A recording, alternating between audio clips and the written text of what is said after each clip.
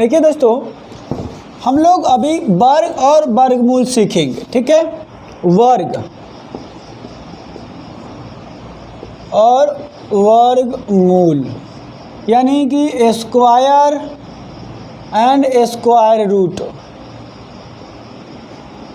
Square और square root, ठीक है। ये काफ़ी ज़रूरी है। बिहार सिविल कोड का जो एग्ज़ाम है ग्रुप डी का, अभी जो वैकेंसीज आई हैं सिविल कोड का, उसके लिए भी ग्रुप डी लेवल का जो एग्ज़ाम होना है पीएन के लिए, ठीक है, पीएन के लिए, उसमें यहाँ से बहुत सारे प्रश्न पूछे जाएंगे, ठीक है। तो ये ध्यान रखिएगा। चलिए देखते हैं। अलजेब्रा से ये प्रश्न है, अलजेब्रा का रहेगा, ठीक है, अलजेब्रा का। तो स्क्वायर और स्क्वायर रूट काफ़ी ज़रूरी है। फिर हम लोग देखेंगे क्यूब और क्यू रूट देखेंगे, ठीक है। स्क्वायर और स्क्वायर रूट ये ज़रूरी है याद करना। बेसिक जो है 1 से 50 तक कम से कम, नहीं तो 30 तक याद करना है स्क्वायर, ठीक है। स्क्वायर आपको याद करना होगा। स्क्वायर जैसे देखिए, किसी भी संख्या को खुद से अगर गुना करेंगे, किसी भी संख्या को खुद से अगर 2 बार गुना करते हैं तो वह उसका स्क्वायर कहलाता है। जैसे 1 का स्क्वायर करने का मतलब है कि 1 × 1, तो ये 1 का स्क्वायर 1 हो गया। 2 का स्क्वायर का मतलब है 2 × 2, ये 4 हो गया। इसी प्रकार 3 के स्क्वायर का मतलब 3 × 3, और ये हो जाएगा कितना, 3 3 जा 9, तो 4 का स्क्वायर ये हो जाएगा 16, 5 का स्क्वायर हो जाएगा आपका 25, 6 का स्क्वायर हो जाएगा 36, 6 × 6 36, 7 का स्क्वायर होगा 7 × 7 यानी कि 49, 8 का स्क्वायर हो जाएगा 64, ठीक है।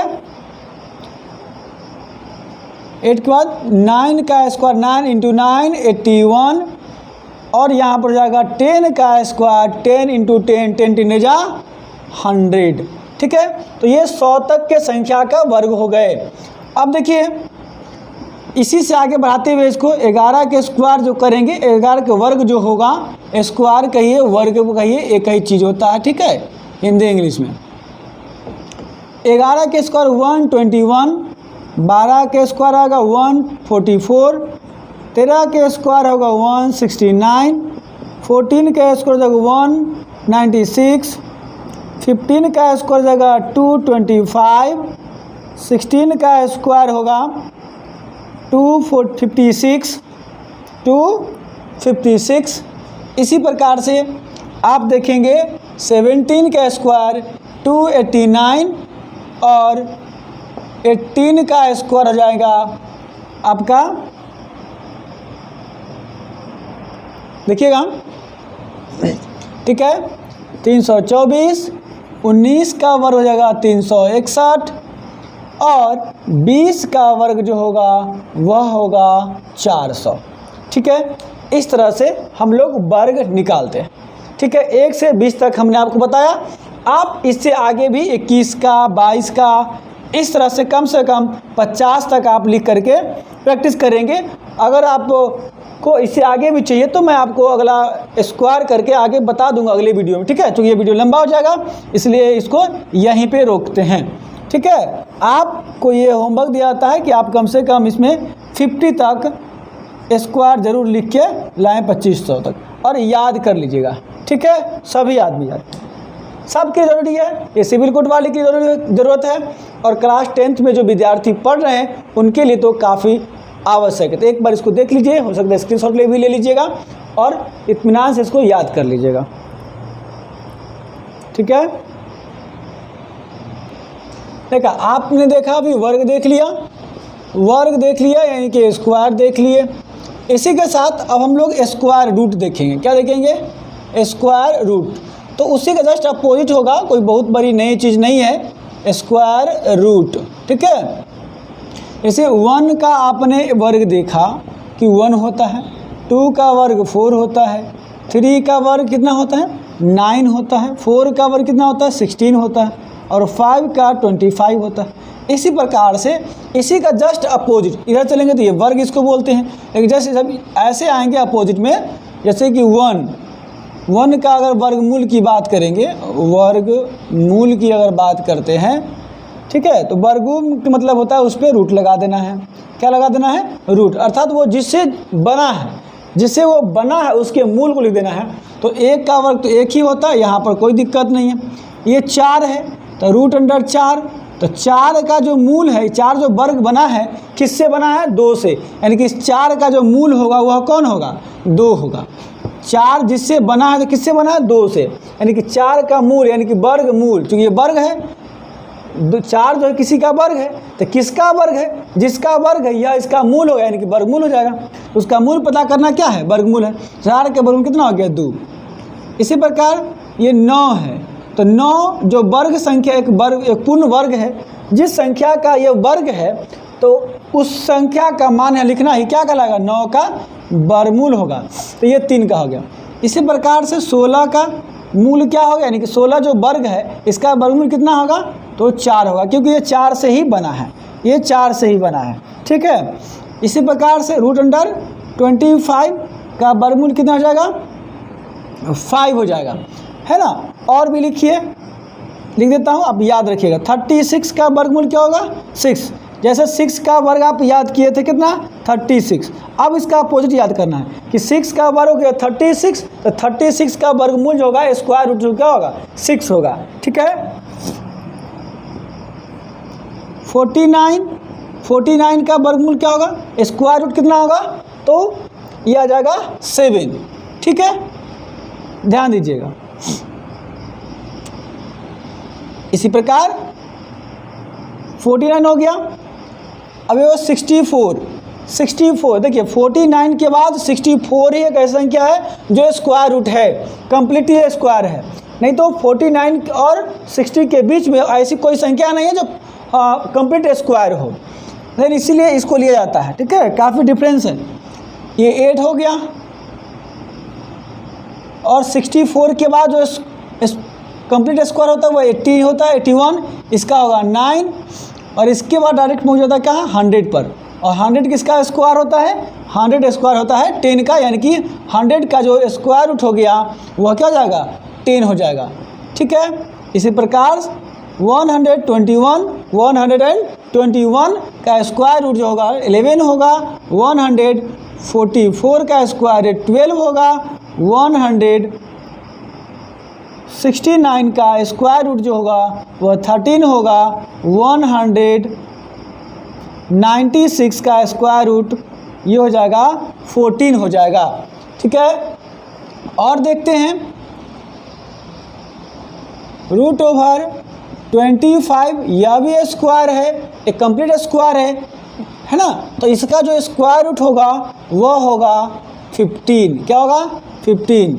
इसके बाद 256 इसका स्क्वायर रूट क्या होगा? तो ये हो जाएगा 16। ठीक है। 289 इसका स्क्वायर रूट क्या होगा? 17। 324 ये एक स्क्वायर है किसका? 18 का, 18 का। और इसी प्रकार 361 यह भी कंप्लीट स्क्वायर है, तो इसका स्क्वायर रूट क्या होगा? 19 होगा। और फाइनली 400 स्क्वायर किसका है? तो 20 का, यानी कि 400 का स्क्वायर रूट जो आएगा वह 20 आ गया। तो इस प्रकार से स्क्वायर और स्क्वायर रूट याद करेंगे। तो ये सब जो है पूर्ण वर्ग है या पूर्ण वर्गमूल वाली संख्या है। तो कम से कम ये बेसिक चीज़ें इसको याद रखिएगा तो समझ में आएगा। ये सब जितनी भी संख्या आपने देखा ये पूर्ण स्क्वायर है, ये पूर्ण वर्ग है। ठीक है। जिसका जो पूर्ण वर्ग है उसका स्क्वायर रूट निकालना बहुत इजी होता है, और जिसका पूर्ण स्क्वायर रूट नहीं है, यह छोटी संख्या है तो हमें याद है, याद कर लिए। लेकिन जो बड़ी बड़ी संख्याएं होती है कैसे निकालेंगे वह भी हम लोग देखेंगे। तो उसका 2 तरीका होता है, या तो गुणनखंड विधि से निकाल लीजिए, गुणनखंड विधि से निकाल लीजिए, या उसका एक और मेथड है, ठीक है, जो भाग विधि से कहते हैं। किस विधि से? भाग विधि से। हम लोग दोनों देखेंगे, फिलहाल इसको आप याद कीजिएगा। ठीक है।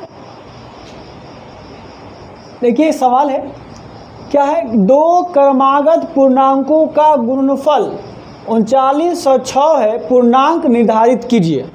देखिए सवाल छोटा है, बड़ा महत्वपूर्ण है। ठीक है, मैं फिर कह रहा हूँ बार बार कि ये सिविल कोर्ट वाले ग्रुप डी के जो प्यून के लोग जो फॉर्म अप्लाई कर रहे हैं उनके लिए बेहद ज़रूरी है। ठीक है, ये सवाल 100% है, आएगा इस तरह की सवाल, इसलिए इसको ध्यान से समझिएगा, क्योंकि क्लास 10th वाले के लिए तो है ही, वो तो देख ही रहे हैं। बाकी आप लोग को भी ज़रूरी है कि इसको लाइक शेयर और सब्सक्राइब कीजिए, ताकि आप हमको हौसला बढ़ाइएगा, तो हम आपके लिए और अच्छे अच्छे इस तरह के सवाल लेके आएंगे और आपको पढ़ाते रहेंगे। ठीक है, तो आप लोग सब्सक्राइब नहीं करते, देखते ज़रूर हैं और शेयर भी नहीं करते हैं, जो सबसे बड़ी कमी है। शेयर ज़रूर कीजिए और अच्छा लगे तो लाइक करिए, सबसे पहले लाइक कर दीजिए। ठीक है, तो देखिए बहुत अच्छे सवाल है। दो क्रमागत पूर्णांकों का गुणनफल 3906 है, पूर्णांक निर्धारित कीजिए। कितना सवाल आसान है लेकिन डिफिकल्ट भी है। देखिए कहा दो लगातार पूर्णांक, देखिए लगातार पूर्णांक की जब बात करें तो कोई भी एक संख्या आप पकड़िए, जैसे कि अगर 10 लेते हैं, 10 के बाद क्या होगा 11, या 50 लेते हैं तो 51, या 100 लेते हैं तो 101। तो जितना भी लेंगे उसमें से क्या होगा, एक बढ़ेगा, फिर एक बढ़ेगा, एक के बाद एक बढ़ता जाएगा, तो उसको पूर्ण क्रमागत कहते हैं, कॉन्सिक्यूटिव नंबर कहते हैं। ठीक है, तो एलिड नंबर जब है तो क्या करेंगे, तो इसमें मान लेते हैं कि फर्स्ट नंबर जो हमारा होगा, फर्स्ट पहला पूर्णांक, ठीक है, पहला पूर्णांक जो होगा, मान लेते हैं कि फर्स्ट इंटीजर नंबर हमारा x है, देन सेकेंड इंटीजर नंबर जो होगा दूसरा पूर्णांक, और ये एलिड है, क्रमागत है, तो x + 1 होगा। अब प्रश्न में क्या कहता है, फ्रॉम क्वेश्चन में क्या कहा गया, अकॉर्डिंग टू क्वेश्चन क्या कहा है कि दोनों का गुणनफल मल्टीप्लिकेशन क्या है, तो 3090 106। अब दोनों गुना कर दीजिए तो ये हो जाएगा x + 1 = 3906 आ गया। अब मल्टीपल करेंगे तो x² + x, और ये इधर आएगा -39006 बराबर 0, यानी कि 3906 आ गया। अब देखिए इसको फैक्टर कैसे बनाएंगे, यही बड़ी यहाँ पे दुविधा हो जाएंगे पिन वाले बच्चों के, तो उनको प्रैक्टिस तो होगा नहीं, और प्रैक्टिस हम करा रहे तो आप ध्यान से देखेंगे नहीं, तो प्रैक्टिस कहाँ से होगा। तो देखिए यहाँ पे फैक्टर जब आएगा और 3900 को तोड़ना है, इस तरह से दो भाग में तोड़ना है कि ये गुना या भाग करने से, है ना, कहाँ इतना जाए, और जोड़ने या घटाने से हमको x मिलना चाहिए। क्या मिलना चाहिए, x मिलना चाहिए। देखिए 39 का सबसे पहले 3906 का आप फैक्टर तोड़ेंगे, फैक्टर करेंगे। फैक्टर करने के लिए क्या करते हैं, तो देखिए आप यहाँ पर 2 से अगर इसको लगाएंगे, डिवाइड करेंगे 2 से, तो 1 आएगा, 2 × 1 = 2, और 2 × 9 = 18, 2 × 5 = 10, 3 × 3 = 6। ठीक है, इतना हो गया। अब तो यहाँ पे लगेगा नहीं, कितना से, 2 से नहीं लगेगा। ठीक है, भाग दे दिए हैं, 2 × 2 = 2, 2 × 18, 2 × 5 = 10, 2 × 3 = 6, नहीं लगेंगे। 3 से, देखिए 3 से लगेंगे कि नहीं, यह भी एक रूल्स है, देख लीजिएगा। अगर इनके डिजिटों का योगफल अगर 3 से डिवाइड हो जाएगा तो ठीक है, तो 9 × 10, 10 × 8 = 18, अच्छा 18 आ गया, 18 3 से डिविजिबल है, इसके मतलब ये भी क्या होगा, 3 से डिविजिबल होगा। 3 × 6 = 18, 3 × 5 = 15, और 3 × 3 आ गया। ठीक है, अब देखिए 6 × 5 = 12, तो फिर 3 से डिविजिबल हो जाएगा, 3 × 2 = 6, 3 × 3 = 17, 3 × 51, इतना आ गया। ये 7, 1 8, 2 10। अब तो ये 3 से नहीं लगने वाला है, सॉरी 3 × 9 = 27 होगा। ठीक है, 3 × 9 = 27, 3 × 2 = 6, 3 × 3 और 2 बचेगा, 3 × 3 = 7 21 ना, ठीक तो है। अब देखिए यहाँ 7 से लग जाएगा, 7 × 3 = 21, 7 × 1 = 7, यानी यहाँ जो आपका फैक्टर आ गया 2 × 3 × 3 × 7 × 31। अब इस सभी को इस तरह से 2 ग्रुप में डिवाइड करना है कि जोड़ने या घटाने से कितना चला है, +1 आ जाए, और गुना करने से उतना आ जाएगा। तो देखिए क्या करेंगे आप, इस 2 के लिए लास्ट में तो क्या जाएगा 62 × 3 × 9 = 9 से 63, देखिए 62 - 63, तो माइनस होना जाएगा, लेकिन हमको प्लस चाहिए, तो 63 - 62। ऐसा करने से क्या जाएगा, +1 भी आएगा, और गुना करने पर हमको 3906 भी आ जाएगा। तो यही हमारा सही रहेगा। X square plus 63x minus 62x minus 3906 बराबर 0 दिख रहा है। ठीक है, अब देखिए क्या करेंगे, इस दोनों में कुछ कॉमन है, कॉमन ले लीजिए। तो ये आ जाएंगे x प्लस 63 यहाँ माइनस x माइनस 62 कॉमन लीजिए। ठीक है, तो 62 अगर माइनस चला गया चिन्ह बदल जाएगा तो x बचेगा और 62 से भाग देंगे तो ये कटेगा 63 टाइम्स बराबर 0। आप चेक कर लेंगे, भाग देखिए इतना ही आएगा। ठीक है, इस प्रकार देखिए इसको भी लिख लीजिएगा, ये भी जरूरी है आपके लिए सेशन में। ठीक है, यही आपका बेस्ट है जो इस सवाल को बना पाएगा, अदरवाइज ये सवाल नहीं बनेगा। ठीक है, अब लंबा लंबा गुना भाग करते रहेंगे नहीं बनेगा। देखिए ये प्रैक्टिस समय आपको समय जो लगा है मैं आपको समझाने के लिए बताया हूँ, लेकिन जब सवाल बनाएंगे आप तेजी से तो ऐसा कुछ नहीं होगा, जल्दी से बन जाएगा। ठीक है, एक दो बार प्रैक्टिस करेंगे तो स्पीड बन जाएगा आपका। यही मेथड इसका बनाने का है। इसको श्रीधाराचार्य के नियम पर भी मत ले जाइएगा, नहीं तो और ज़्यादा प्रॉब्लम क्रिएट कर देगा, आपको बहुत बड़ा बन जाएगा। तो श्रीधाराचार्य के नियम से बचेंगे, आपको फैक्टर का ही यूज करना है, फर्स्ट टू लास्ट का ही प्रयोग करना है, इससे जल्दी में बनेगा सवाल।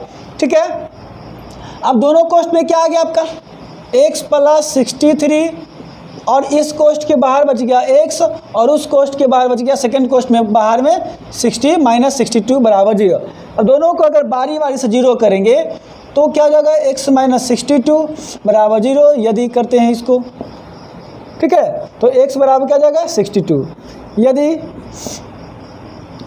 x माइनस 63 बराबर 0 करते हैं तो x बराबर क्या जाएगा, ये जाएगा नहीं ये प्लस है तो ये जाएगा माइनस 63। तो दो वैल्यू आ गए आपके x का। ठीक है, तो जो पूर्णांक की बात किया गया, धन पूर्णांक की बात तो किया नहीं गया है, यहाँ केवल का दो क्रमागत पूर्णांक, तो 62 भी हो सकता है और 63 भी हो सकता है, दोनों में से दोनों को बारी बारी से लेना होगा, पॉजिटिव भी हो सकता है और निगेटिव भी हो सकता है। ठीक है, यदि हम इसको मान लेते हैं, यदि पहला धन पूर्णांक मान लेते हैं, पहला पूर्णांक यदि 62 को मान लेते हैं, पहला पूर्णांक अगर 62 हमारा हो जाता है तो दूसरा पूर्णांक जो होगा आपका